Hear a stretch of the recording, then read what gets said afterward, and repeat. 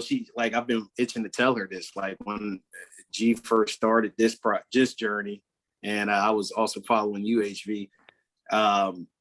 From the second I heard G's first episode, when it was just alienation at the time, I was like, oh, I see where he's going with this. And we had talked about it for a long time, just having conversations, phone combos and different things. But as soon as it started and I saw, okay, this is going to be a thing. We're both into this. This is going to be a thing. And I said, you've got to meet her, and she's got to meet you. And the first episode that you guys had was amazing. It was awesome.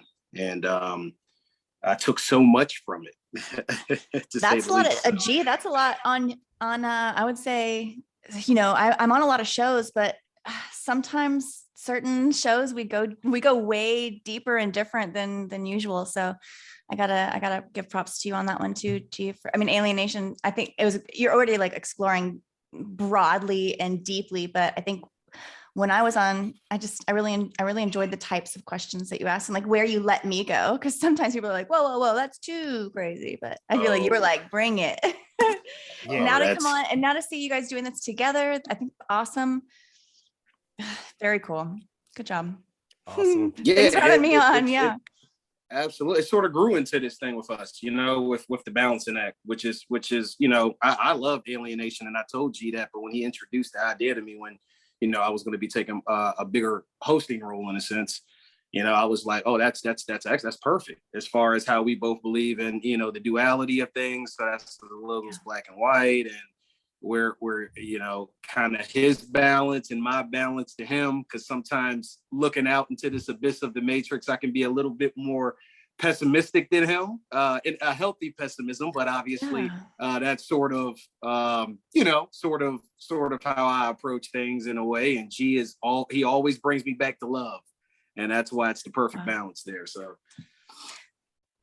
at the end of the day, I think that's, that's it. It's like, so we can be centered in one thing. And what's that thing? I think like a true love. And I don't know if we're even really told what real love is these days. I think the Disney version and the Hollywood version is really bastardized in a way, like we're given an idea. But I think like what love really is, and do I know the definition of that? I'm not sure if I really do. Me either. But I think we can all feel it. I think that's more of something that eventually we'll tap into. Yeah. I think it's related to surrender and like sacrifice, and unconditional, I think, is the real aspect of real love.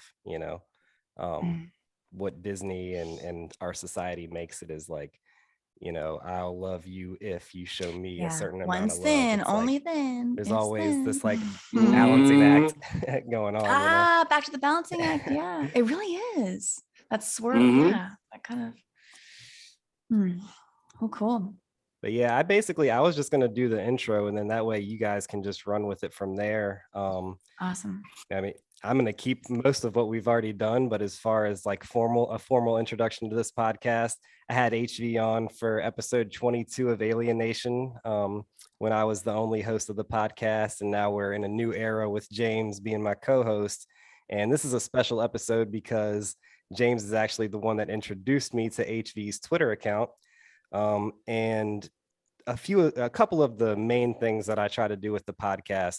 One is just allow people to tell their story, to emphasize our stories, because our stories are so central to all of our lives. Like our story is kind of what makes our character, and then the other part of that is I just like exploring different worldviews, especially ones that aren't already aligned with mine, and kind of like melding different worldviews and taking pieces that I like from other people's worldview and sharpening and strengthening my own.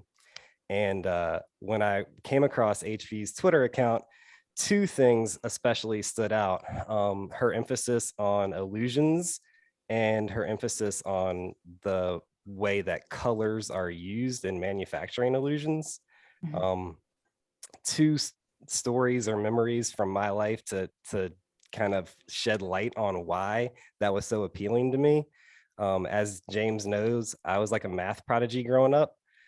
So I took geometry really young. I was like in 4th grade, and I was with a gifted teacher. Like she only taught gifted children. Like that was what her role was in the school. And she gave me this book called Optical Illusions. And it's one of my first, not one of my first memories, but it's one of the first memories that like really hits me hard, like viscerally. And I just remember going through that book and being like, simple geometric lines and shapes put together and arranged in a certain way can fucking make your mind melt. Like it doesn't make any sense. Optical illusions are truly fucking mind-bending things, and you can do them with such simple lines and shapes. But then when you start bringing in the third dimension and the color spectrum, it can get really magical. But that's like the nice side of it, right? Like it also can get very, very deceitful. And you know, that's story when that one. power is used that way. Right. And so Right. story two, leading into like, you know, how the Matrix is just so perfect, and like every character is almost like put in its designated role in such a like perfect, but sometimes horribly perfect way. You know, and James can attest to this as well. I love having him on because he can attest to all of my crazy childhood stories. But like my dad sold paint growing up. That's literally what his job was for me growing up. So I was always interested in like how different colors applied to different mediums can change moods. You know, during the younger part of my life, he was specifically selling automotive paint. And I always thought it was really crazy that insurance companies actually changed their rate. If you had a red car, you know, or a certain like flashy color car, you actually have to pay a higher premium for that.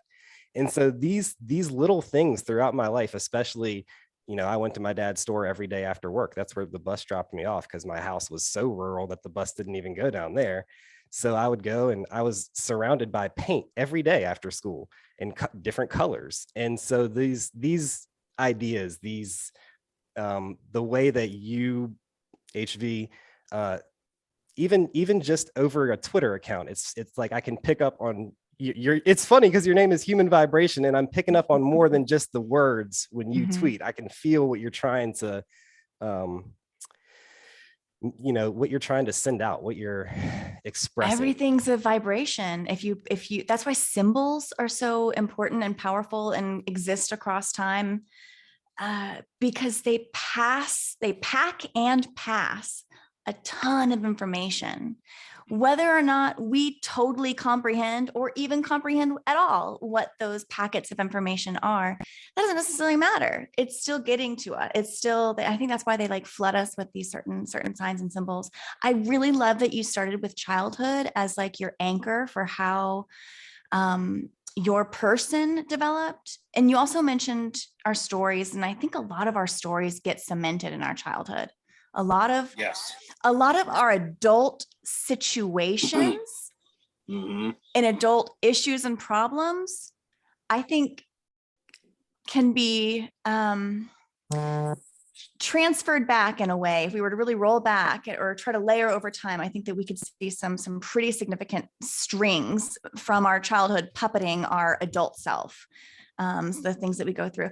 But that's also like, I think that childhood knowledge is so incredible. I think kids are magical. They really are. You mentioned magic too. You know, magic goes both ways. I think magic that is used against us is sleight of hand, trick of the eye. That's what I think magic is from that, because that's when you say that, makes me think of that movie, Now You See Me.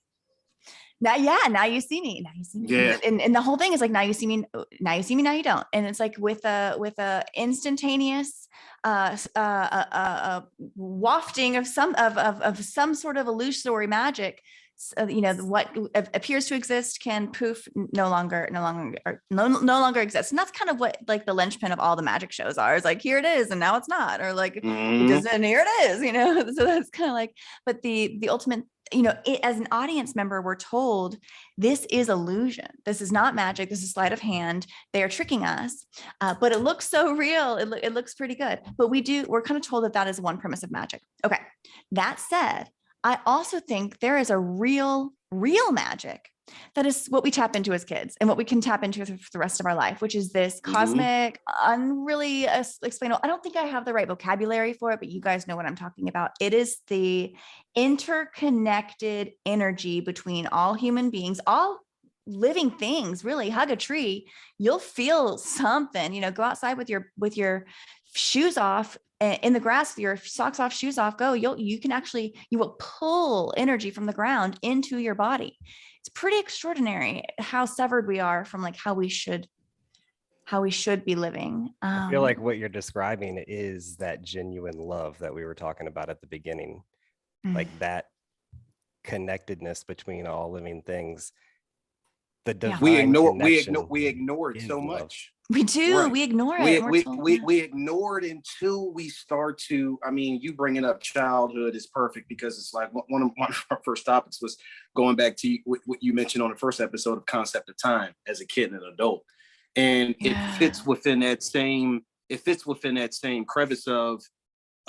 Sometimes it takes you being. In your own element, away from the distractions, because that's what takes us away from a lot of things, right? Distractions. Mm-hmm. But when you are forced to be in your element, or forced to be or take the time to just be in your own thoughts and be away from things, it could kind of bring you back to some of those things that you experienced as a child, and you really can see the interconnecting of it all. That's why this world is so noisy. That's exactly why. Our whole lives, all they fill our brains with is just noise, not nonsense. It's nonsensical information from the cradle. I like to say cradle to grave conditioning program. It's every input is some form of, and going back, what do we learn? We learn the colors and the letters and the numbers. And that's kind of a trifecta. You can programming. Yeah, absolutely. Exactly. I coding.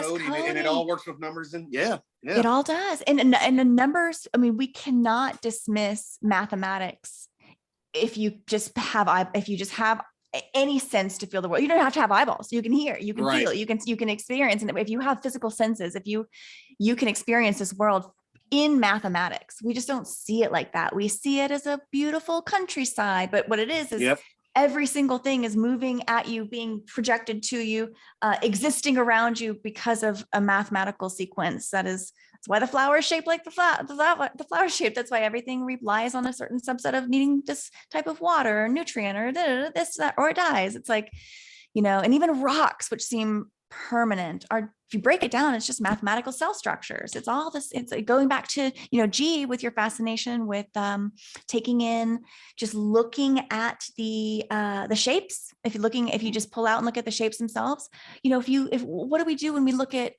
like chemistry? Biology, or any sort of chemical research. We look at these elements through their shapes, and they're usually like hexagonal or whatever. Or, DNA looks like or not DNA, but DNA looks like the Jacob's ladder.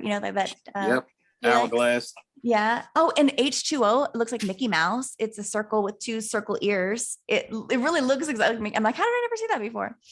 But it all breaks down to shapes. Everything that we think is so existing in one form, in a beautiful sensory form, like just breaks down to mathematics somehow. Gee, as someone who sees numbers the way you do you, because it's funny that you said G sees numbers the same way that I think I'm visually almost on colors as well. It's like I see. It's insane how many colors and shades and hues of colors, and knowing these different meanings of these colors and how I perceive it. I might have to draw in numbers because I'm not naturally math gifted, but it's interesting knowing that G himself. Do you, as a numbers person and HV is someone who can see it that way as well, I guess, in a way. How does that, like, when you see these structures and these things and these beings and these different entities, G, how do you, like, I don't know, like, is it in the numbers way? I can talk about No, go ahead, HV. Go ahead. No, HV, you too. Yeah. I was going to talk about the colors because you had mentioned that too, G. I think colors are so fundamental, and again, we're getting these huge packets of information, and we don't like purple. I talk about purple. Purple is a really special color because it requires the visible light spectrum to bend around itself and connect in an unnatural way. And that is when purple is created. And it's actually more of a color experience. And that's what people are like, oh, I love purple. I wear purple all the time. Is that bad? Like, no, we're naturally drawn to purple. We're naturally drawn to all the hues between red and blue. The polars, our eye wants to go to that whole span of colors, and colors like they change our actual world view. I mean, you can walk into a red room and all of a sudden you can get the heebie-jeebies, or you can feel like a very certain way, or depending on what that communicates to you. You can walk into a yellow room and feel physically ill.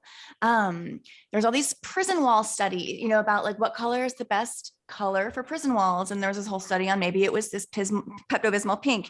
It wasn't. It actually turned them way more violent. And it was like, it's horrible. Interesting study. And then they've settled pretty much unanimously on sky blue, which I think is kind of a little wink that the prison walls are sky blue. Isn't it? Once again, I think coincidences. I always speak on them. It's so it's funny how these things always lead back to either that's a hell of a coincidence or well, this is actually a perfect spot to bring math into it, because I didn't know how to answer what you were just trying to ask, but after HV just said what she said, I can apply math to what she just said. Mm-hmm. Randomness is a mathematical concept, and I mean, randomness and coincidence and chaos. Yeah. They're the same thing, basically. Yeah. I don't know that I really believe in randomness. I think it's a cop out. Ooh, I like that. Me either. Tell me more. What do you mean? My comment on coincidences was almost a laughing. It was almost a pun in a sense, because it's like there's too many coincidences. Like I said, it's either a perfect coincidence or what's really at play here, because you can't just continue to have these randomness, this random coincidence. And synchronicities increase as you come online, Yes, for sure. Yeah. No, I think the analogy that I would make, because I don't know how else to really explain how I think about this, but the analogy I would make is almost to like astrophysics, or somebody exploring space. And I mean, obviously space could be fake, but just to pretend it is real, just to go with the analogy. I think it's like randomness is almost like what we haven't discovered yet. So it would be like dark matter, right? Like what we understand about math would be like light.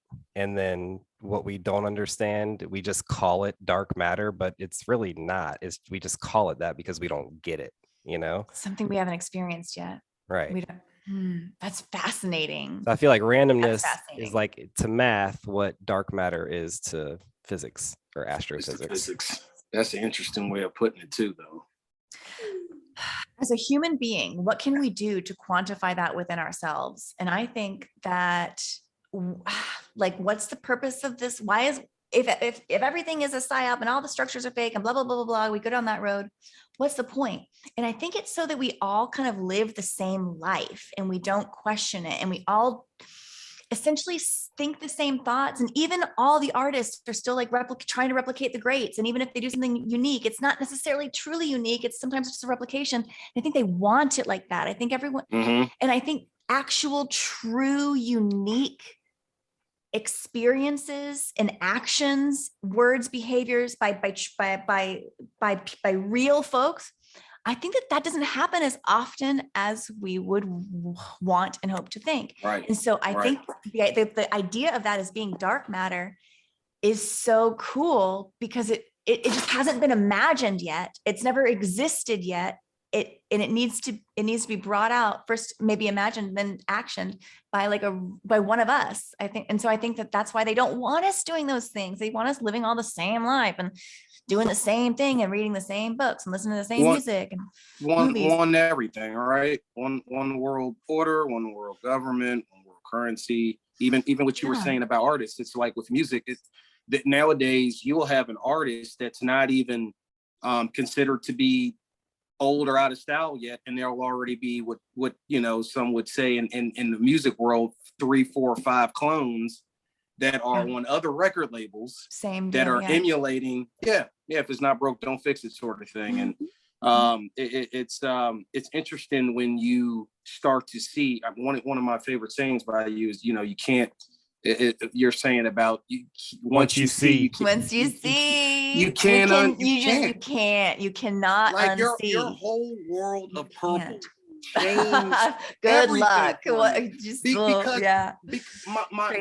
My stage prior to that was not really on understanding the deep fake world and understanding what my eyes are seeing and where they were going with the deception of CGI, green screen, deep fake, all of the video editing. And shout out to Rambo. Rambo Seek the Truth 101. He's amazing with all that CGI stuff. He teaches me stuff about that every day. It's crazy. The whole community of just open, because that's the big thing now.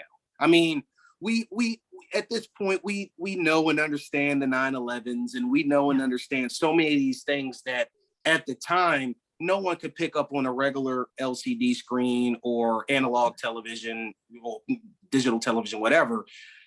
You couldn't see it the same way you can see it now. We didn't have the eyes to see. And we didn't have the eyes to see the resolution. I also think, people ask sometimes, they say, was it always this bad? Was it always this obvious? I get asked that quite a bit. And when I go back and look at all the historical stuff, it's always been, it all looks fake now. Like it really does. Yeah. And so I actually think that there is something, we talked about optical illusions at the beginning, how simple lines and simple shadings, dimension, colors, our binocular system, our 2-eye system, what does that allow? It allows for depth. What does depth allow for? Illusion. So even the way we take in light, information, which is how we see, is set up to deceive us in some way. And they even tell us our eyes take it in and it goes in our brain and it goes upside down and then we flip it back around and then that we see, we're told that that's what what does that even mean? Why would our brain do such an ineffective, why would our brain do a 360 rollover? It doesn't make any sense. And so I think, they're always trying to make us not believe what really happens in our bodies. I think that's the name of the game always is they don't want us to really understand how we work. And I really see that right now. But there's just something about our brain is so primed not to find what is correct, but what has been programmed. And the logic board does not need to be true to be operative. The logic that you feed any machine like a logic-based algorithm, the logic can be flawed and the algorithm will still work. It doesn't render it true. I think our logic is just flawed. I think the logic that our operating system as humanity, this download system that we're getting, ultimately, if you take in all this information as just a data packet download across the board, just zeros and ones, what is it? And I think cumulatively and ultimately, it's a reframing in our brain. They're trying to rewire our system so we accept unreality as reality. It's X is Y, X is Y, X is Y, X is Y. It's no, it's not. No, it's not. And then once you see the purples, there's just something that opens up with modern news representation.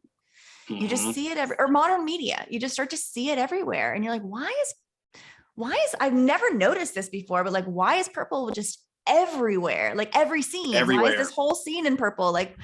Why did I not pick up on that? And I think if everything was maybe green or yellow or something, or it was red, because the friend's apartment was purple and nobody noticed. The walls were purple and that show was on forever, but we didn't really notice it. It's very strange how. But I don't mean to cut you off, but you brought a thought up right there, because going back to what I was saying about at certain time frames, I don't think the screen technology was, and maybe and I don't know, maybe it was, maybe we just hadn't elevated or evolved to be able to catch that. Great point. But even looking at certain screen quality, you can't see it. It looks so real.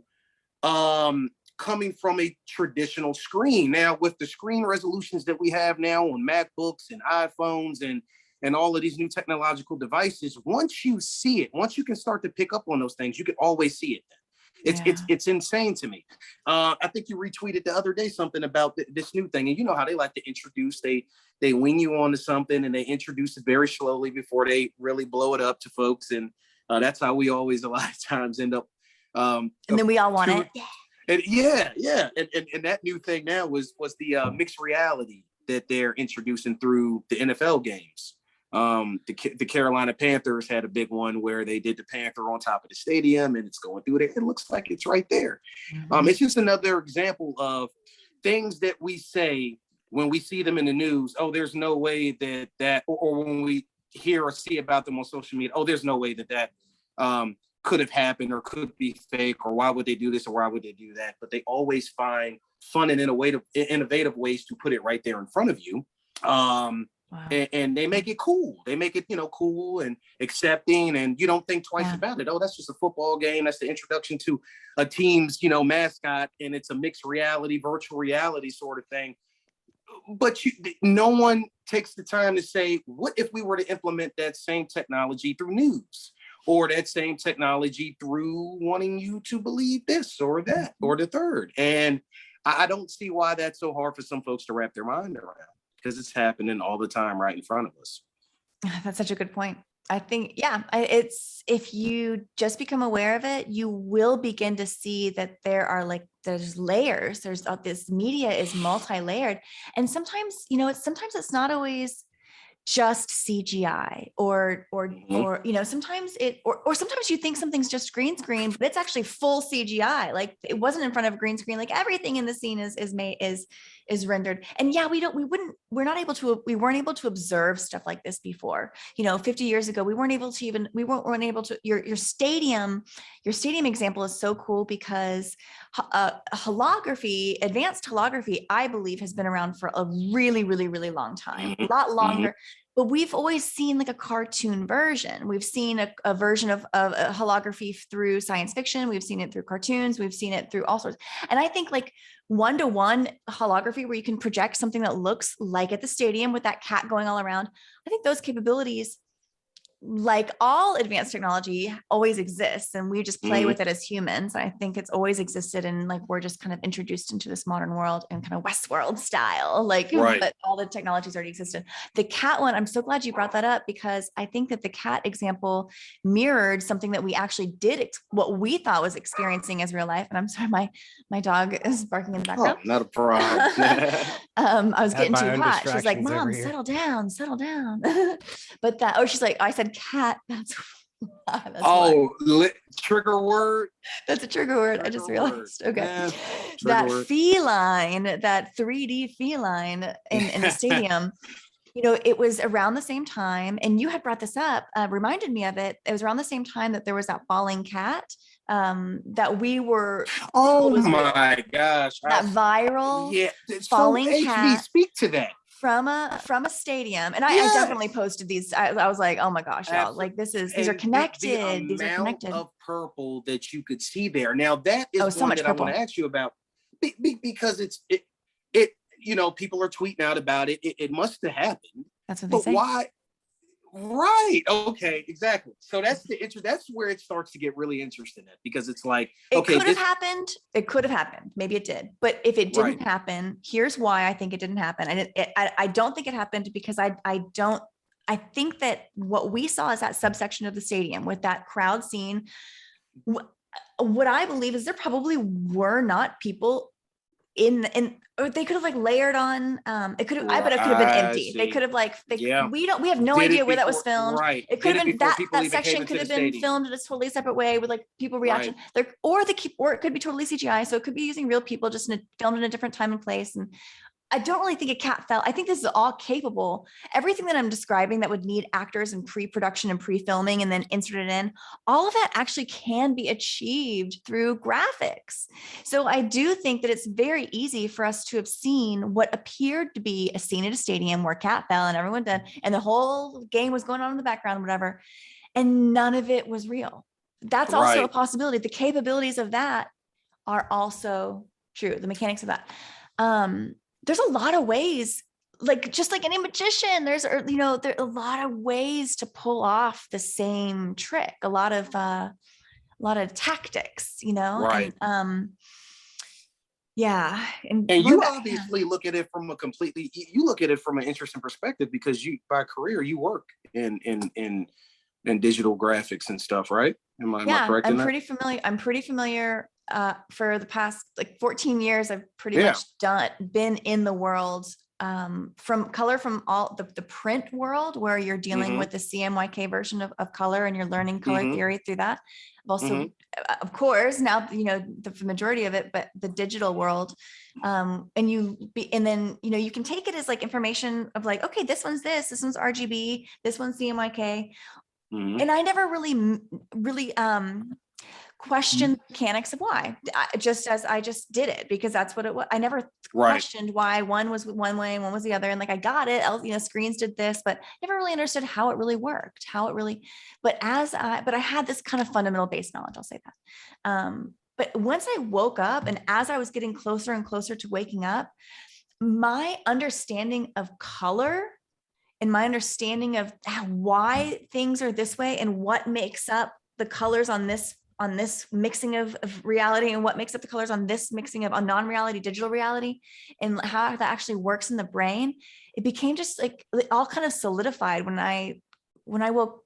It really took till I learned about the purples, like I discovered the purples, it all kind of clicked with the color, but like the deception of how we are fed images. I really was more onto like how the imagery, you know, I was really more primed with like CGI, and so that was kind of like my awakening, really, to everything being fake. No, specifically to the what woke me up was JonBenet. But that was kind of my, I started really fundamentally without connecting the colors still yet. I kind of woke up to this world of fake news, for lack of a better word. A lot of the trauma, including like the Milk Carton Kids all the kids that were supposedly missing on milk cartons. These were all just fake faces. They were all fake faces. None of them were ever found because they didn't exist. You know, like, and not intended to be found. Not intended to be found. You know, and people are like, oh, but the trafficking. I used to think that. I will say I used to definitely think that, like, oh, missing. You know, anyway, that none of the Milk Carton Kids were found is because all of them were trafficked. I would have been there in a millisecond. Now I see it as that would have been a lot easier to pull off. It was just an advertising campaign, and this is an advertising campaign for fear. These are just graphics. These are just computer generated faces. That is also very easy to pull off. I don't think you need, because I don't think they really existed. Those 50 million, those missing kids on the cartons. Anyway, and there's one famous, the first one to actually set it off was this famous case named Eaton Pat. And he's, and I've done a thread on him. I did a kind of mini JonBenet style thread on him, and coming to the conclusion that this child does not exist. This person does not exist.com. Yeah. I mean, those things, I got introduced to all of those elements of my, what I like to call awakening. And we're all still, you know, on our journey in different phases. And when I came across your account, that was the next level, because I think it was very important, because that is the main, if they had a chart for what their importance of deception and manipulation is outside of politics and the typical propaganda, it would be how they can control what we see, the information we're getting through social media and on the screen. I mean, it's a big part of it. So the work that you've done for me personally, it just really hits home, because it focuses on what I feel is a very important aspect of what they're trying to control right now, and what the deep fakes, the screening. You said something a second ago. You touched on a key word there, and that's fear. You know, and boy, fear, energy. You know, using the energy. You know, my reading and work that I've even done on understanding why artists need that energy, you know, and they ask for that energy, and how it connects to even how they like to harvest energy. Have you looked into have you ever had any obviously with your colors, but how they relate with energy and energy harvesting. I know you talk a lot about loose, and just, sometimes it's hard for people to really understand what they can't see, what's not right there in front of them, or what they think they can't feel. But energy is so, as someone who loves music and really feels like I could feel frequencies and energy of people, it is so important. And when you can master how to harvest that energy in a bad way, in a sense, there's a lot that you can control. Bingo. Yeah. Our focused energy as human beings, I think that is the most precious resource on the planet, the most powerful, potent, is our energy. That's ultimately what they're after. That's why life is hard. That's why modern life is made to like beat us up from cradle to grave. Again, it's meant to be like this really like emotionally charged, like even having a house, like the mortgage, a death contract, it's like, it's very, what the definition of mortgage means, Latin root. Exactly. If you break it down, it's pretty dark, and it's, and you're in, okay. So I will say that a lot of the tasks in life, the tasks themselves, the tasks of life, even going through school, it's energy. Our energy is up, like taking tests, doing this, getting on the bus, going in, like literally everything is, we're just being jostled around all day. We're never like settled. We're never feeling great. There's always some sort of stress. Like we're kind of like we're fed stress from the moment we're born. I mean, schools, it's all nonsense. Like it really is. Ultimately it's all nonsense, especially if you're like really global pull out view, and like this whole thing is that we're doing, like, should we even be speaking languages? Should we just be like, if we didn't have language, if we didn't speak, I wonder if we had developed like some sort of like sing-song sound-based language with like clicks and stuff, even though we make fun of that, we make fun of that. I think that I wonder how interconnected we all could be, and how I think language is just designed so we can talk about fluffy stuff that's nonsense. Like, I don't think it's really made for a real part of the greater distraction. Yeah, I think a lot of it's just fluff. Needle in a haystack sort of thing. They make the language really shiny, but all of it's superfluous. Yeah. It's interesting that you bring that up too, because that really rolls into something that you had mentioned on the first pod that really hit with me. And G knows where I'm about to go with this, because I've said this to him before you guys even did that pod, and we've had so many good talks throughout the years, and especially recently when we started working on this project together. And it was something that you mentioned about, and when you said it, I said, "Oh my God, there's something about me that feels the same way." And me, as a Black man who looks at people in my community, in a sense,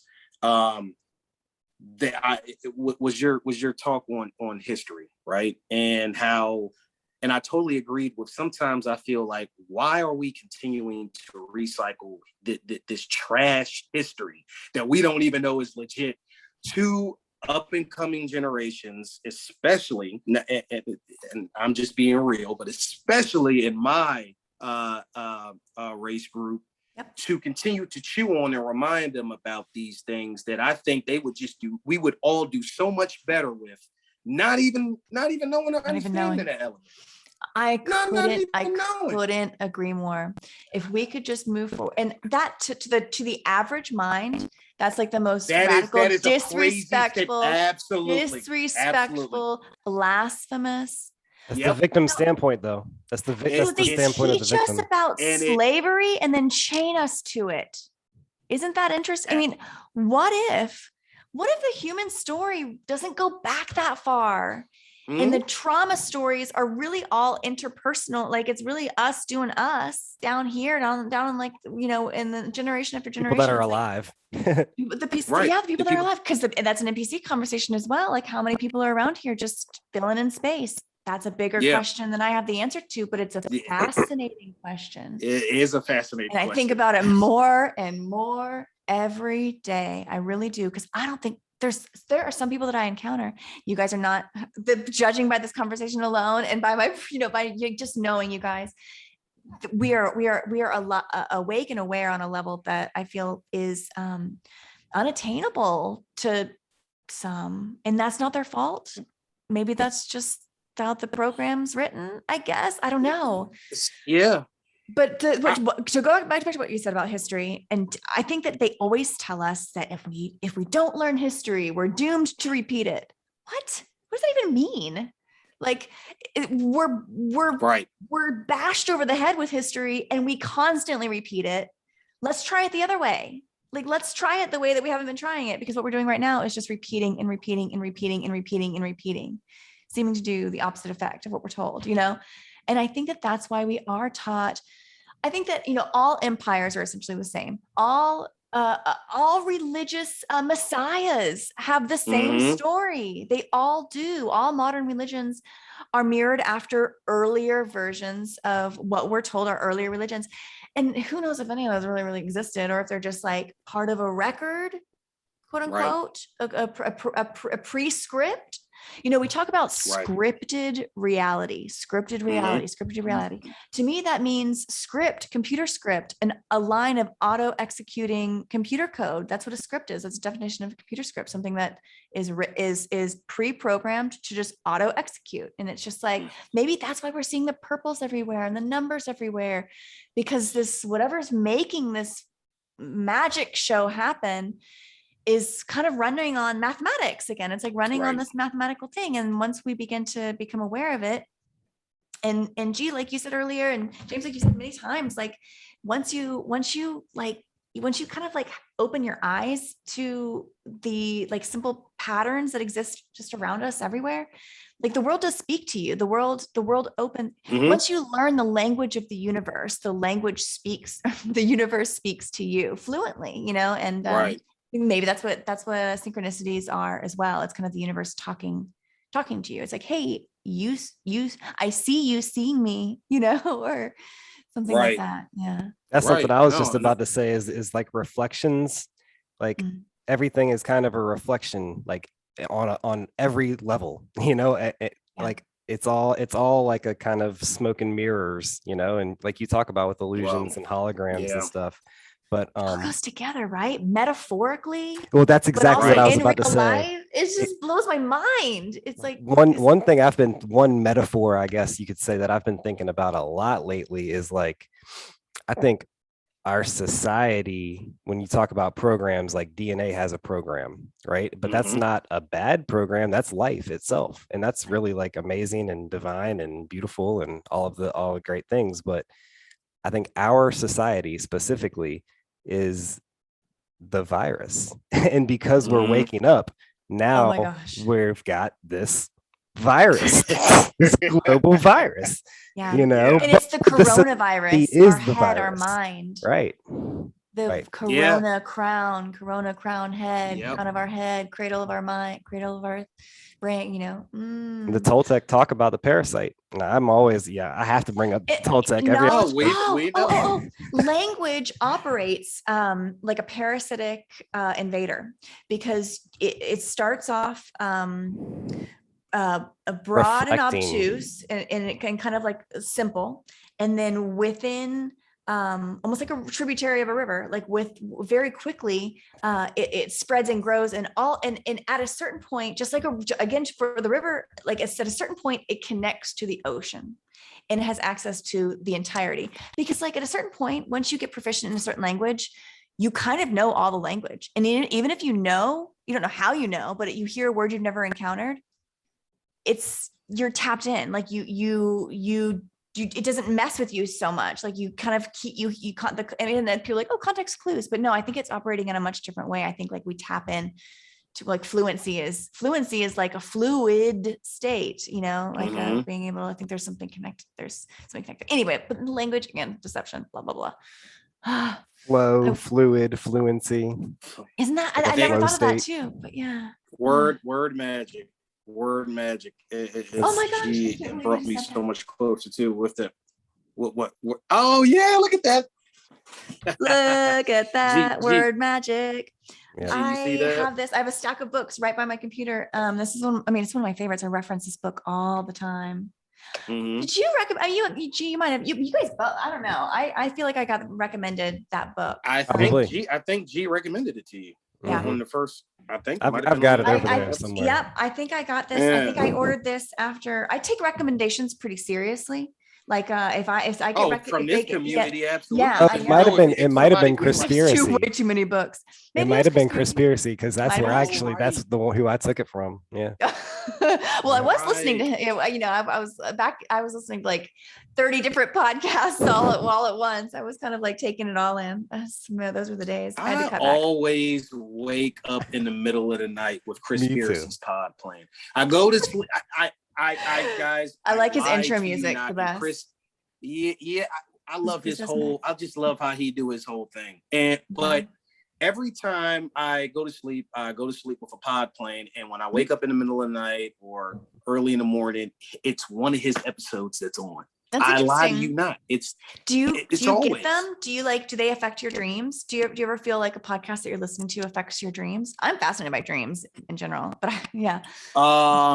It depends on if I've smoked a bowl before I went. That's true. Oh, because I can't. Yeah, if I do marijuana before bed, I can't recall any of my dreams. Nerd alert. The stage one drug that locked so many people up for so long and is now being just legalized everywhere. It should be. It should. And I'm glad people are getting expunged from it. But also, like everything, it's everything in moderation. But yeah, it should never been vilified. Oh, should never been vilified. But I have noticed that marijuana does takes away my ability to recall dreams. I literally can't remember my dreams. Same here. And I don't love that. I really like. I like how I feel. I like what it feels to be high, but and that's really the only drug that I mess with. I've tried mushrooms 3 times, but they've never gotten me psychedelic. They've never gotten me. Really? Never felt. I don't think I've done enough. I've been kind of like gradually going up. Yeah, gradually going into boatload. Next time I'm going to go to the moon. Yeah, which doesn't exist. To the moon. Yeah. And the more you look at it, the more you see it. It's funny when you start to go down these rabbit holes. You just. It's too crisp and clear.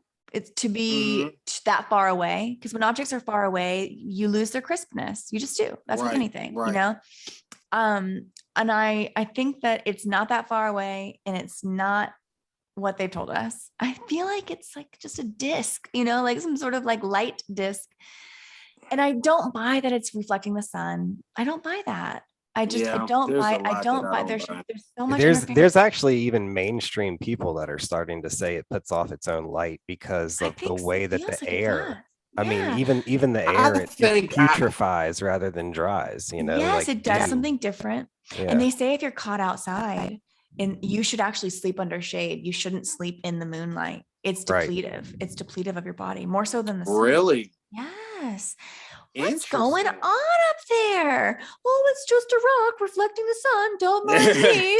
Oh, don't look over here. Don't try to go here. It's too far away. Yep. That is such Even with the boundaries of traveling, like North Pole, Antarctic, and you get to a certain part and it's like no, don't. Yeah, can we even don't get there? Go there, don't cross here. Yeah, they're like you can't. No, only the military can go there. But how do we even know the military is there? How do we even know anybody's there? How do we even know it even exists as a place to get to? HB. How do we know most of anything that we were ever told or shown? Anything that's ever been on television? That's the fun part. Anything that's been on a screen? That's the fun part. We don't know shit. We don't know shit. I've said this for so long. But we feel it, but we know it's right, but we innate it. Like knowing is the wrong word. We have it in us. Yeah. We can blossom the expression, You can tap into that truth through meditation, through a lot of other things. I feel. I think as kids, we're so wise. We're tapped in, and I believe kids see invisible people, imaginary friends. I believe it. Mm-hmm. I believe it because I think, actually that's at a time when our brain is developing its own chemical makeup and we actually have DMT. Speaking of hallucinogens, we have DMT in our brain. We create our own DMT at certain times, like right before death. They say the moment of death, you produce a little bit of DMT to make the exit a little bit easier. But when you're a kid, imagine like as a kid, like some DMT drops just happening back there. And that's why we hallucinate imaginary friends. And that doesn't make it any less real. It's just a product of the brain back to like what we experience in this world is so much a projection of our brain, of what we are taking. What we trust our eye, we trust our eyes way too much. And our eyes are actually part of our brain. The eyes are the only part of the brain that exists outside of the brain. It is, but they're part of the brain structure. People, so I mean, it makes sense, but sometimes we don't really think about that. They're like, oh, our eyes, no, not at all. Brain. Yeah, it's like, oh God, and that's such a creepy view when you see what we look like without our skeleton and just like the brain and the eyes. Oh boy, that is really creepy. There's a reason they don't show you the brain with the eyes because it's like a lot creepier. A lot. Oh boy. Well, it's like it's the mirror. That's what we're aliens. I mean, ultimately, like that's what we look like. It looks like aliens. We look at that, and then it's like, yeah, we just have this like these humanoid robot structures, but ultimately we're like homes for these alien blobs in our head. Ooh, I don't know, something going on with that. And like the spinal cord looks so wackadoo, like looks like a serpent. And our circulatory system. Very, very true. Yeah. Do you think then how we just go ahead, G. Do you think that this, what we call organic reality is really just like another virtual reality for like a holographic reality, some sort of experience, almost like putting on the 3D, like the Oculus Prime. Right. Mm-hmm. Yeah. I think the odds of it being something like that are pretty darn high. That doesn't exit our ability to experience this world in a real, tangible, physical way. The reason I bring that up, the reason I bring that up is because there is the whole like everything is fake crew on Twitter, and like I like that as a jumping off point to like be skeptical of everything, because obviously like it's way better to go with everything is fake, because then that gives you not only that, but it gives you a launching point of taking what others, what I guess agreed upon reality, right? And and you're allowed to start breaking that down. You're allowed, if you think that everything is fake, even if you really know that maybe not everything is fake, it gives you a point from which you can deconstruct what other people or what society deems as acceptable reality. It's a shorthand. It's a shorthand for what we mean. But to take it to the next level, like what do you think is real? Like what is real? Okay, so I do think that our existence here is physically, tangibly real. Real. Like this desk is real, the sand is real. I think we're experiencing something that has been created for us to be as real can be in every way, shape, or form we've ever measured reality. However, I think that very, very, very realness on this level, this sub-level, can exist inside of a structure that renders that whole thing obsolete, in a sense that it's like something much different than reality as we've ever been able to measure it, if that makes sense. Like a matrix, like we are existing maybe as like a computer game inside or like a holographic reality. I don't know. I feel like this is real. I feel like like I'm having a real existence.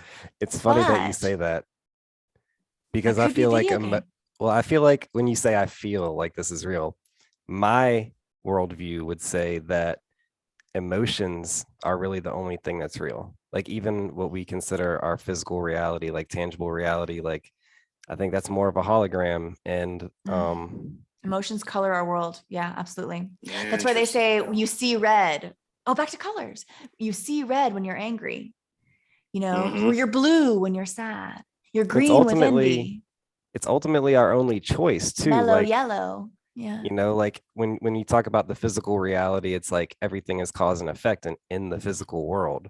But like, where does the mystery come into play? I feel like it's how we respond. Like, oh yeah, that's back to ownership. Like we are ultimately how we react to everything. Like that's the only thing that we can control. Like you might not be able to control your destiny, but you can control how you feel about your destiny. And you can control every single waking moment. And that's why I think we're in a video game. Right. Because I do believe that every single thought, word, feeling, behavior, action, basically everything we do, think, type, express, everything we do internally. I'm not talking about like accidentally breathing in a toxin or something. I'm talking about things we do, choices we make are part of this, like a video game structure. And we get points for doing things that are true and positive. And I think true is not in the bounds of morality. I think that there's just ways X, Y. I think there's ways that we should be acting. There's ways that we shouldn't be acting. And our society is set up to where we're always making the wrong decision, but thinking it's the right one. You know, we're always going after the wrong thing, thinking it's noble. We're always chasing money or chasing girls or, you know, whatever. Like I think, or chasing drugs, alcohol. I think there's a lot of things that we run after or just material things. I feel like they call it the rat race because we're always, you know, chasing after stuff. Right.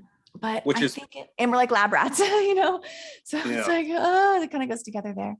But I don't know. I just think it kind of like all kind of goes back to the idea of what is real? What is real? Okay, I'm going to go ahead and say it. This is real. This experience that I'm having, that I'm interacting in, I'm qualifying this as real for me. Knowing, I mean, like just every religion that has a concept of like there being a heaven outside of here, and this world is just a realm, and then the heavenly sky that we can't experience, or hell that we can't experience, like those exist outside the whatever. Like I'm kind of in that idea where like my reality could exist in a place where once I'm no longer in here, it no longer exists. Like it's no longer, I don't know. It's, oh gosh, I don't have a vocabulary for it, but I feel it. But I feel it's a paradox, right? It is a paradox. It really is. It really going back to what you were saying about the moon. I mean, we see it, and it's hard for us to wrap our heads around how something that everyone can see, you know, at the same time could be considered not real. But there's just so many things that lead you to believe that it is, even though we can how see they it. explain it is just so wacky, like all the explanations, and that's why I think that I don't believe in. Okay, again, to everything is fake, quote unquote, and I like to put that in quotes because I really, you know, I like to put everything in quote templates and quotes. I'm big on quotation marks, but like everything is fake in quotes. I think that it's significant because like it's real, it's all real, but it's been fabricated, it's false. And so that in that way it is fake, like space, you know. I think that everything we have ever been taught and told about space is fabricated. Absolutely. That doesn't necessarily mean space is fake. Right. That doesn't mean space doesn't exist. But what I do suggest is what we have been represented as space is fake. That is not real. I do not believe that the representation of what we are told is space and out there and outside of this realm and endless vast. I just don't think that is what's going on. I think that it's all just a story. Same thing with dinosaurs and most of history. I think that's all a story. Do you think it's all fabricated, or do you think there's a lot of half truths to make it even more confusing? Bingo. Oh, that's a great point. Yeah, I think truth is always in it, baked in, kind of the adage or like the saying that like they always tell us the truth. And I think they do. I think that they find ways to bake the truth like hiding in plain sight at all times, where when you have fresh eyes, everything is new again. Like with fresh eyes, you can look at old stuff and be like, oh my gosh, how did I not see that before?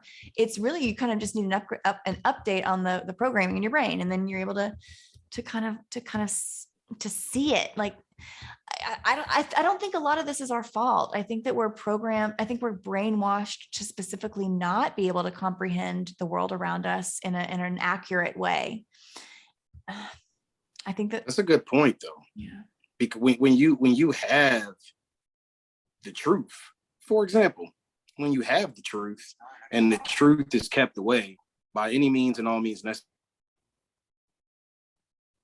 Think how can you blame yourself or wonder why there's so much, depression and confusion across the world and these different things that people deal with, when it could be as simple as just understanding them, their origin, understanding, not to confuse that with history, because you can still understand your being, your blood type, because I do believe in blood typing for certain diets and genetics to curve things. You can still understand those things, and blood not is important. necessarily what's important versus the necessary potentially fabricated history that is there to keep you in the same loop, in a sense, mentally, psychologically, because that's the new war, right? The new war is psychological, and the new gold is data. I mean, these two things can be true. So 100%. You're gonna have to cut this. You're gonna have to cut this part out. I've got to get my charger. I do not know why I didn't bring my charger. I'm sorry. Hold on, guys. I'll be right back. There was one point I wanted to finish about when we were talking about the paradox, and you were saying this is real. It's like it seems like when you look back on things, it was all destined, but then you have this moment and you have choices in this moment. And so it's like this moment I feel like, for me, the way I see it, and I think other people may see it in different ways, but it's really just variations of the way I see it. And that's, we can choose to enjoy this moment knowing that it might all be fixed, or we can be like, oh, like it's all fixed, and be pissed off that we don't have as much choice as we want, as our ego wants, but we still have that choice to enjoy the ride, and the reaction to the action. And even that paradox is like, once you choose to start enjoying it, you actually change the destiny too. Like, you actually change what seems to be fixed by choosing to enjoy it instead of resist it. So it's like another paradox. And it's like a video game too, where we are every single move we make is giving us a plus point or a minus point. We're already in a social credit system. I know. It's kind of like a big universal social credit system. That's so interesting too. And it kind of like, sometimes they tell us about this new technology that already is like theoretically in existence. Like, they always tell us about the surveillance state, but we literally have a camera and a microphone in our pocket at all times. Yeah. Like, they're already, like, the surveillance state already exists. It's so silly. Or like gosh, that goes back to like the truth being always kind of in our faces, but it's packaged in a way that we just can't quite. That's what I'm saying. It's got to be layered with something cool. Lupe, Fiasco, and G know that we're a little upset at Lupe right now, but we'll talk about that. What Lupe do? But Lupe has some interesting political views that just really surprised me, and I didn't understand where he was coming from with this. Is the same man that made Food and Liquor, and one of my favorite albums of all time from him, Lasers. But one of the things, and the cool is one of my favorite albums by him. And that the concept of the cool is layering these things as cool, because when they're cool, they can be more digestible, easily accepted. It's the cool. And it's the same way with all of this stuff, slapping on the phone, slapping on the new device, introduce the humans to the robots by making them fly around as vacuum cleaners. Like, oh, this is so cool. And people don't even realize what this is softly opening you up to accepting in the future. It's these it's interesting when you see it all happening around you, all happening and evolving around you. I like the slow rollout of technology. I think that that's an important part of this discussion, because I think that if the world is as I see it, and we are just, everything already exists, I think that like all of these technological advances, like your Facebooks or your iPhones, they're all developed by these extraordinary characters, these wondrous characters that are kind of untouchable characters in their own right, totally away from the public, and like Zuckerberg and, Apple, everybody, Steve Jobs, all that stuff, everybody's kind of on this other level. And I think that I have a whole theory on characters of that size, I think that they don't really exist in the way talking about reality. They're actual characters. They don't really have like a person behind them. They have a series of actors and series of technologies to create the existence in show only, but like it's just like on paper, like a straw man character. That's like that's a legal term for, or like a, like a legal person versus a natural person. Anyway. Yeah. These entities need faces. I know what you mean. Yeah. Like even Tesla, but you're right. it's kind of like, I think that, and all these, like Elon Musk is so cool. Back to what you're saying about Lupe Fiasco with being like, if you make it cool, like Elon Musk kind of made space cool again. You know what I mean? Because space was kind of getting uncool. Nobody cared about space. I mean, they really tried to make it cool. Like every kid gets a, space from the moment all cartoons are space, but we were kind of over it. So I think that like we needed a new character. And Elon Musk, he's Mr. Joe Cool. He's dating an alien, or they just broke up, him and what's her face. Literally though. they had an alien child together, I think that he's cool. But I also believe he's a character. He's just here to serve the purpose of us taking on all of these technologies. And also electric cars, ultimately, it's a noble idea. Theoretically, if you're like really on the sub level of thinking, but like we should have limitless energy. It exists. We should have it. Like we shouldn't be having conversations about petroleum. We shouldn't be having conversations about wind energy. We shouldn't be having conversations about solar energy.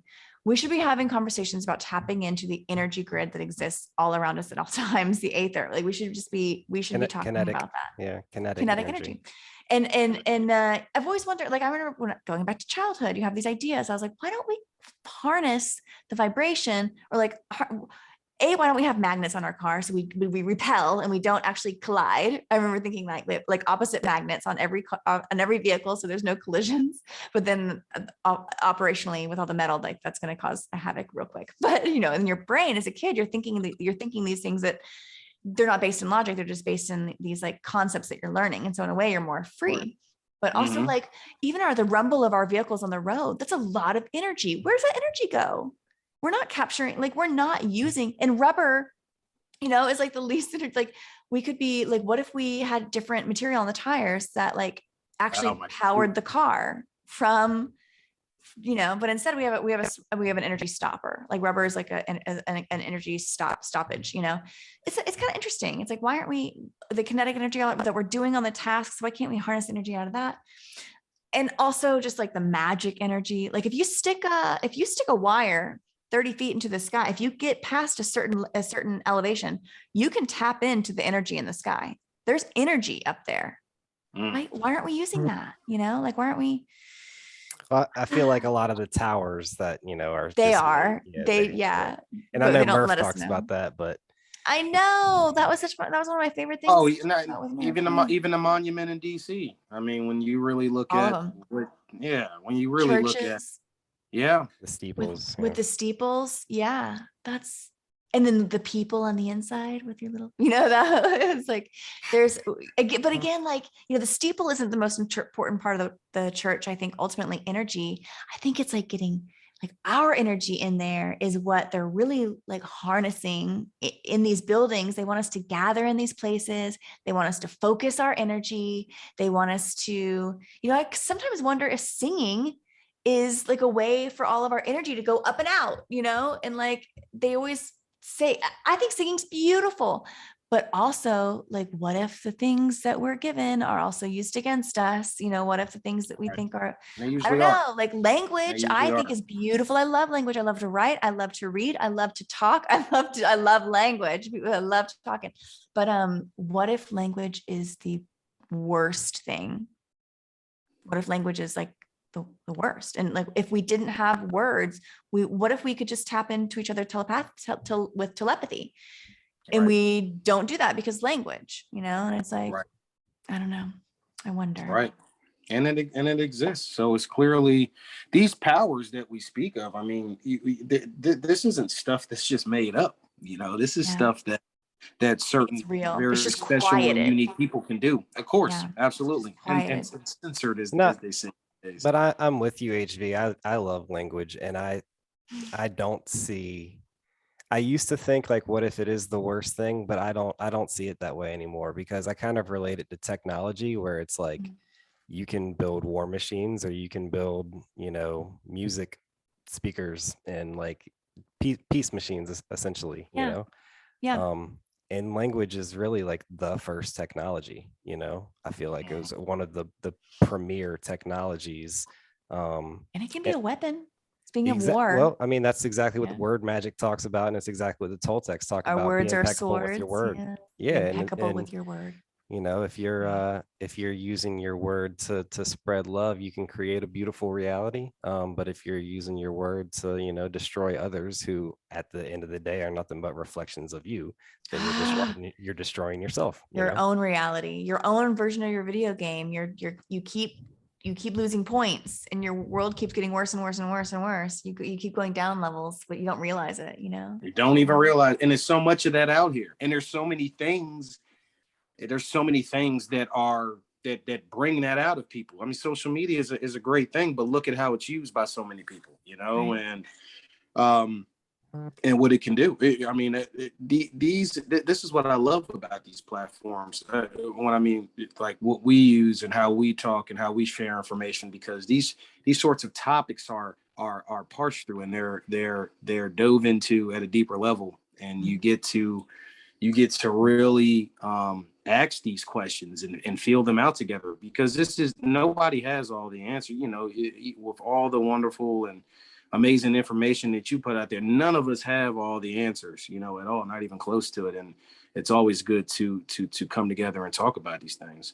One thing, because I know you got to run soon, but one thing I know that you're known for purple, obviously, but I've been seeing a little bit of a yellow. Oh yeah. Oh look, you guys have yellow and gray on. Oh no. Yeah. Coordinate this, y'all.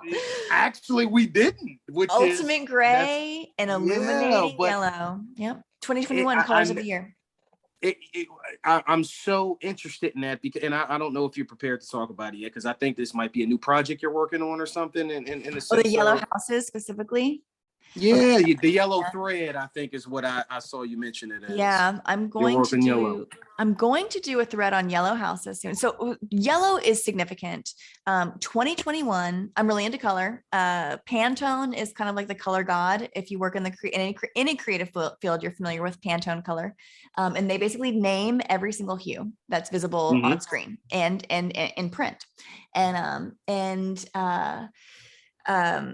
So the Pantone comes out every single year with a color of the year. And in 2001, it was fuchsia rose, which is September 11th year. And fuchsia means fox and to outwit, and rose is like sub rosa, something done in secret. And so like the color of the year for 2001 was like sly fox misdeeds color. And then this year is 2021 color of the year. It's actually pretty rare to do this, but they had two colors: ultimate gray, which is a perfect 50-50 black and white, and then illuminating yellow, which is like a very bright sunny yellow. And it's kind of like gray matter, the brain, and illumination, knowledge, together. It's a really striking combination. It's also indicative way back when, what's happening right now, but like civil war, people are civilly at war together. And what were the colors of the Confederate Army? Were gray and gold, back to gray and yellow. It's almost like they're insinuating through these, reminding us of these colors, using these significant color patterns. They're like suggesting or pre-telling, or just showing us outright what's in the playbook to come, because these colors get like named at the beginning of the year. So for September 11th, it was named, Sly Fox Secret Rose under, you can't make this stuff up. You can't make it up. You can't make it up. No. And 2021, color of the year. Cool. Oh, the yellow houses though. Okay, so back to quick. Sorry. I tried to get off the hook on that one. No, sir. So the yellow houses thread, and I'm going to be putting this together, but I just haven't written it yet because I can't. I need to find the bigger symbol. I need to find something bigger for myself here, other than the connection. So every single like serial killer or assailant or mass shooter or horrific person in the news, like Brian Laundrie, all of their houses are yellow. Every single one of them. every name one throughout time. Even the hijackers from September 11th, the house that they rented in Florida, yellow. Adam Lanza, the shooter from Sandy Hook, white technically, but every single photograph was always when like the sun was setting and then like the house was illuminated in yellow, which I was like, okay, that counts because they're specifically showing us this time of day photograph. Like they're wanting us to see it in yellow. So many like serial killers. I have so many examples. And Rambo's like, when are you going to write that thread? Rambo's my co-host on Realize Radio. And you guys know Rambo. But he was like, when are you going to write that yellow houses thread? And I was like, soon. I'm just compiling it. He's like, yeah, because I keep every single person I look into, they all have a yellow house. And I'm like, wow. So actually like free, this is like what do they call open software. So think of like perpetrators, historical and present day, and then look at their homes. Oh, even Jeffrey Epstein, his both his Palm Beach mansion and his it's got that yellow. It's not gray wall. It's like a yellow. It's almost like a yellowed stone. So you kind of have to like have a little bit of like shade leeway, but I mean it's. Yeah. Anyway, look into it. It's kind of interesting. And then some are just like super yellow, like the 9/11 hijacker's house. It's like, okay, that's just like canary yellow. So anyway, right. But all leading back to yellow. It's interesting. There was another. I think there was a shooting today at a school. I would be interested. Arlington, Texas. I actually live 20 minutes away from there. Yeah. Wow. That's right. Shooter's name, the videos from the moment they started coming out, I was very suspicious of the videos. I made comments on them because they just didn't ring true to me. There was one video that showed the shooting, or that you could hear the shooting, but I noticed that nobody reacted to the first gunshot. There was no like flinch or jolt or whatever. And like, if you're in a quiet space, classroom, and a loud bang happens, our bodies are primed to respond. Like no matter what, you'll see a react. It's automatic. It's you don't even think about it. You flinch. It's called a it has a very specific name, but it's called like an alert reaction or something like, and it happens anytime we encounter, you just have a jolt and like, nobody reacted. Nobody's foot jolted. Nobody moved. On the first gunshot, second, third, there was a reaction. But I was like, not on the first. So that's, for me, that didn't ring true. And then the assailant's name, his last name, all these guys have weird names. They all have a weird names. And this guy's last name starts with S-I-M. It was like Simpkins, and Sim is like Sim City. And I'm like, and I have noticed, Rambo pointed this out, but all of the Nashville bomber, one of the most recent shooters that wasn't this one, and this shooter, all of their mugshots come in with a cyan background, cyan blue, very specifically cyan, not any other shade, cyan blue, and that's new. And I'm wondering what the reasoning is. I've got to look into. That's another color thing, because once you start noticing patterns, it's like, why? Absolutely. Like why are they picking this? Why are they choosing this? I'll just be interested to know if yellow is going to relate to when we start to look into this new situation. Obviously I don't mean to laugh at it, but at the same token, it's like there's just been so many things. I gotta look. Oh God, I could probably look that up from like records, but only if he owned home. That's impossible anyway. There's a lot of like county records you can go through. I do a lot of sleuthing. I'm good. I remember like searching county records for JonBenet Ramsey's parents' mortgage information, all sorts of. I remember like let me see the tax history on this home. Right. I go deep. Right. No, a lot of great work, obviously, with your JonBenet Ramsey work. I mean, that was so eye-opening. And so, I mean, just some of the things that were pointed out there, not to even get into that, but just some of the things that were pointed out there when you start to actually just all the bright and shiny bit of research yourself. Yeah. It's like a Faberge egg, shiny and complex and beautiful on the outside, but on the inside, but ultimately fragile. And on the inside, there's nothing, it's like, right. Even looking through the eye. I feel like you have to have like, let me just speak to my experience. I always felt like something was fishy. And you Oh, like, yeah. I feel like anybody, 100%. even if you're not like conspiracy minded, like certain things have to like, I can't You speak for everybody, feel it. but you have to be like, that's something's up with that. You know what I The mean? same few pictures, the same things not Yeah. matching. And just the amount of attention. Like, I mean, Right. yeah. there's so Just the much of amount of this, attention. so much of that And happens. she was on People magazine cover like for a whole year. Yes. For an entire, I mean, and she And looked like a still to doll this every time. day, still to And it's this like, day, where did all these you will pictures come see from? tabloid. Like, Right. damn, this girl had like 1,000 photos taken of her, and she was only a pageant girl for 1 year. Like, Right. when did she go to school? She was obviously a full-time job posing for pictures. Like, and these pageants didn't even exist. Yeah, Right. The pageant side of it was just one of those was things. so revealing. Yeah. It was revealing when I realized that it didn't exist, but I understood why it was in the story, because it was something so blinding, and it made the story such a media extravaganza because the imagery was just so incredible. And it foretold so much of what the narrative would become, with the parents being under an umbrella of suspicion. You know, they wanted the pageants to be a part of it because she was a pageant girl. And obviously if she was a pageant girl, she was sexualized, and then she got molested and blah, blah, blah. Like at one point, goodness, I went down all those roads, all those million different ways that poor girl was tortured and murdered, and bye Birdie, you know.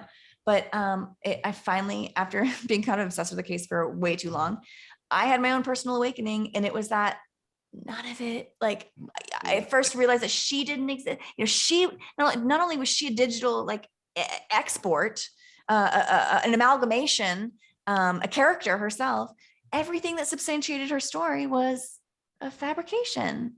All the people in it, all the things that she was purported to have done, the awards, all the pageants that she was supposed to have won, none of it existed. Just so bizarre. And now when we push at those like boundaries today in the and like Right. we're kind of experiencing some of the same stuff. These stories don't make sense.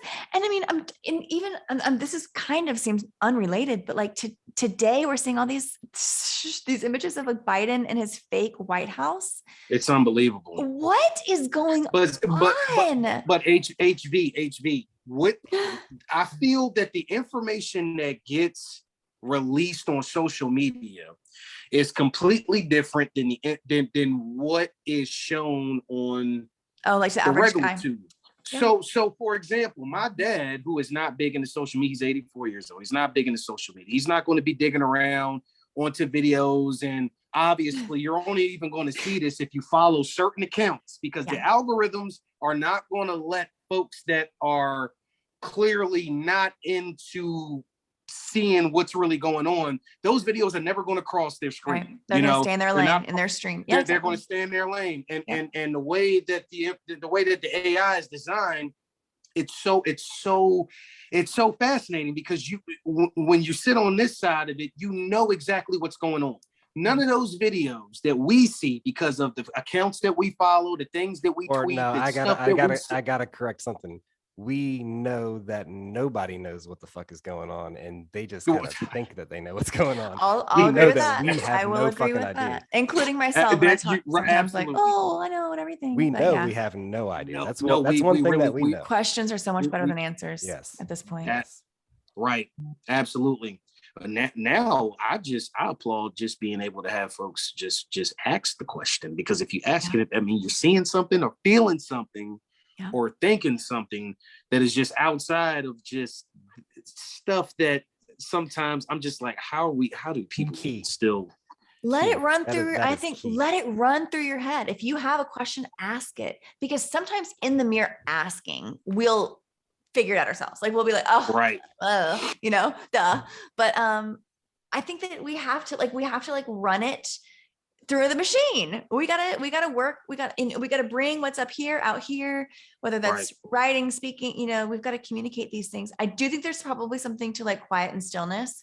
If you're really trying to search for an answer, I think sometimes meditation, like is true. Looking inward is important, but also this type of discourse and dialogue versus idle chit-chat, which fills up the majority of our lives. this is so important. Like, this is data downloads where we are a collection of the people that we allow into our lives, if we choose to Interact. to let in and interact with. Interact Yeah. and let in, yeah. And then sometimes some interactions are just whatever. Like, you'll never think about that person again. They don't impact you in any way, shape, or form, or whatever, But then there's other times you could have a really dynamic conversation with someone they've never met, and all of a sudden you guys 30 minutes in, you know everything about the other person, or like they've shared something with, like, and then all of us, and then you may never see them again ever, but still that doesn't make that interaction less meaningful just because they were only in your life for 30 minutes, total. Versus, like, if you have a good conversation with someone on a plane, like that's, and then you never see them again, you could still like think about that every once in a while. And then in a way that they're still in your life in that way. Or you could have like a ho-hum relationship forever, and you just never No substance at all. There's no substance at all. Yeah. And I used to have those friends that all we did was complain. Back in my old life, I had friends who our connections were based solely on commiserating with one another. And we would get together for happy hour or whatever and just bitch, like just be negative. And we would do it in a way that felt good.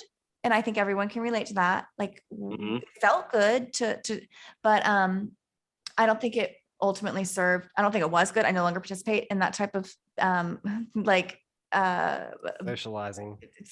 Yeah. I just don't, those types of conversations and that type of relationship where I know that it's like every single time I'm with this person, it's going to be negative. At one point that serves us because misery loves company. But if you elevate in your life, those relationships fall off quickly, and that's natural too, but yeah, so it's like, and back to G, I think, you made this point so beautifully. It's like, you can just choose however you want to. Some things can be, the tiniest moment can be extraordinarily beautiful and meaningful and life altering. If you allow it to be, if we choose to be. Absolutely. Or big things can come at us and just pass us right by because we're not ready to experience it or accept it or see it for what it is. And speaking of stories, this it's a really short story, but it's been, and I'm sure both of y'all have heard it at some point, but it's a story that's really impacted me lately. Is like, especially just because of the chaotic world that we live in. And I think if you search it on Google, it's like the parable of the Chinese farmer. And it's like, a couple of horses run off and his neighbors are like, oh man, you have such bad luck. And he's like, maybe not. And then the horses come back with like 6 more wild horses. And his neighbors are like, oh my God, that was such good luck. And he's like, maybe not.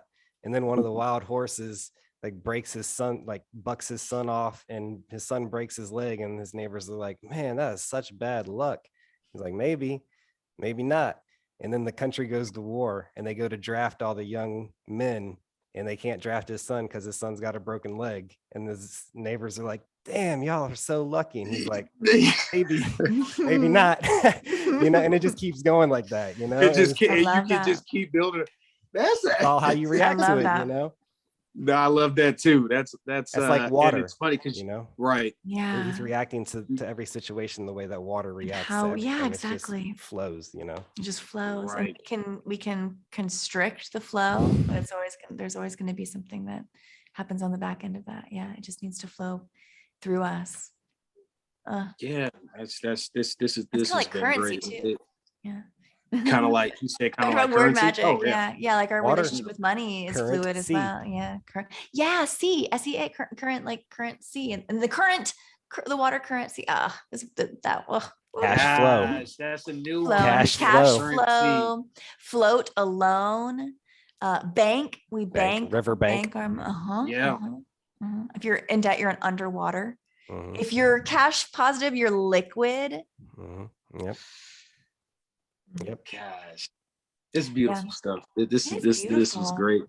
It is. This was grabbing, waiting for this for a Thank long you, James. time. And thank you, Absolutely. It kicked off. Yeah, there was one last thing I wanted to leave, wanted to kind of do here, because I know it's interesting when someone's reaction to certain words. It's funny, we talked about something triggering. Yeah, something triggered what we were talking about earlier. But I'm gonna list 5 words, phrases, and you just tell me what comes to mind when you hear them. Okay. All right. First one is ego death. Misunderstood. Agreed. Okay. Second, this one will be easy for you, but it's I want to ask it anyway. Purple. Ooh, the color of illusion. Oh, do I get to like talk about it, or I just get one? Whatever you want to do. Illusion, manipulation of the visible light spectrum. The bending of light. They say because it requires us the light to bend around itself and wrap around, and they tell us to bend the truth is to tell a lie, and then we know light is light, truth is light, and so it's like bending. Purple requires the bending of light, bending of truth to be created. So illusion, deception. That's my final answer. Deception. Final answer. Deception. Here's more of a thing, whatever you want to call it. Immune system. Oof. Also misunderstood. Big time. You know, if it exists as they tell us it does, if it operates like they tell us it does, vaccines don't make sense. It doesn't make we're either being told we're either being told the wrong information about how our bodies really work. I definitely think we're being lied to about what vaccines are and what viruses are and what can invade our body. So I think so much disease comes from within. Dis-ease is the root cause of disease. I've gotten off topic on this one. Woo! But that one, that's why I thought I'd throw it out there. Yeah, but yeah. So immune system, I think that it's like Trojan horse. You know, like where the gates of the gates of the palace go down and they let in this gift, the Trojan horse, just because it appears to be something. I think that when our immune system is healthy and robust, nothing can get by our walls, where it's an impenetrable. But I think that there are so many things in society that throw spears at our prison walls, or try to like coax our prison walls down. They try to like get us to let our guard down and let that thing in, let that Trojan horse in. And I think I just think that, you know, some of it is like just the way, like fear, you know, the way our lives are built around fear and tension and stress and anxiety are kind of the cornerstones for how we live and operate in this world, with always having like debt hung over our shoulders, or family interpersonal, or like work drama. I think so much of corporate America is just made for drama. I think all of that is it's just it just all goes to like being part of the grand design to keep us unwell, to keep us living in a way that's not meant. We're just not living right. We're not doing it right. Not natural. Not living natural, that's for sure. And it's funny how all those things that you mentioned, and there are so many more, those things are a big part of what, if, like you said, if it works the way that we're told it works, keeps those defenses down. You know, they work together to keep that immune system suppressed, in a sense.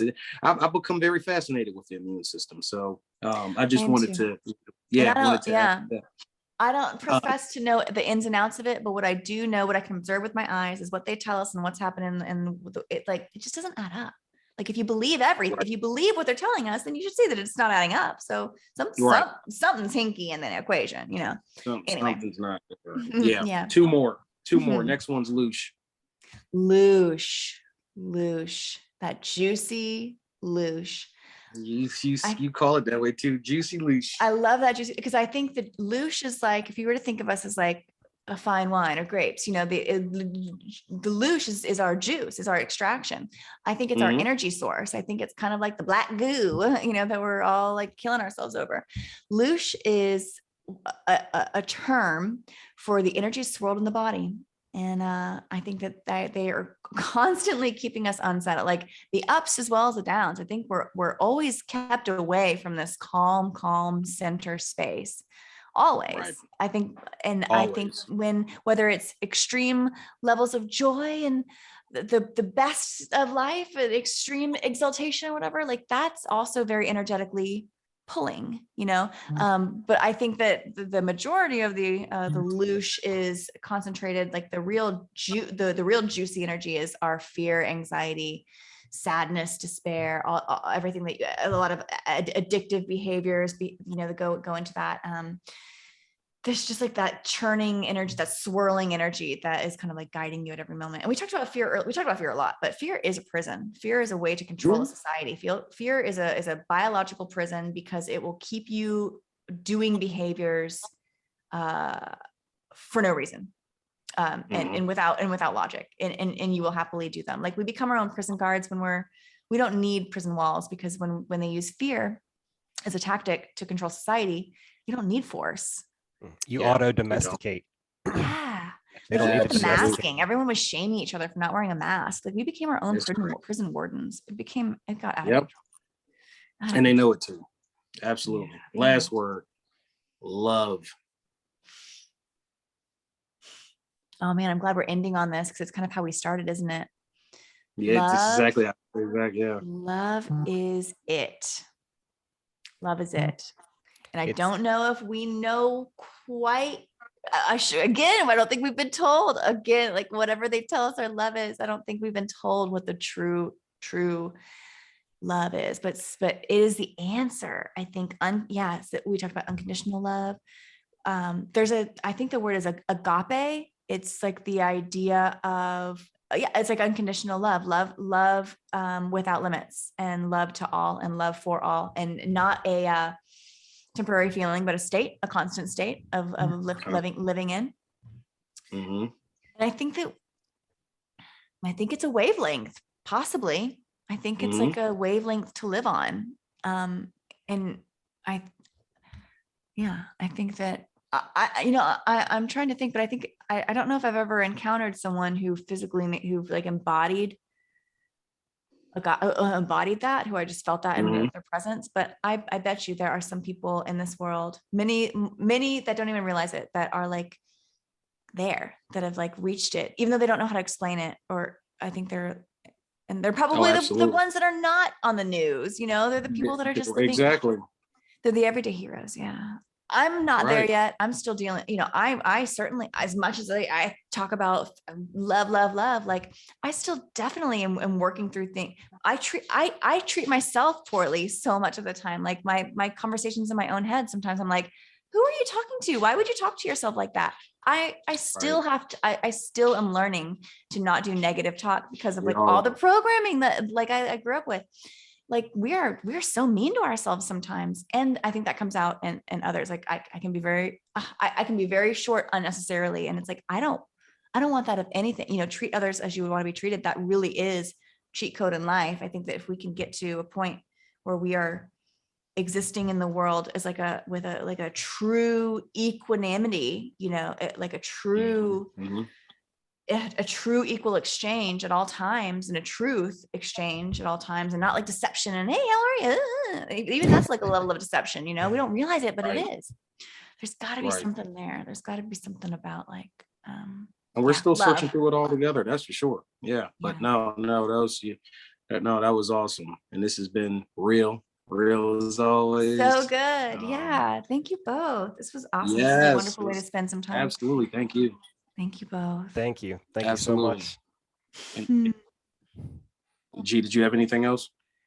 No, just have a wonderful evening. Thank you again, HV. I'm sure I'll hit you up in like 10 months. Okay, no, sooner the better. Actually, absolutely. I'm always reaching out, so we'll definitely be in touch, and always keeping an eye on your great work. I hope to hear from you both sooner than later. Sounds good. All right, peace. Bye, guys. Later. See ya.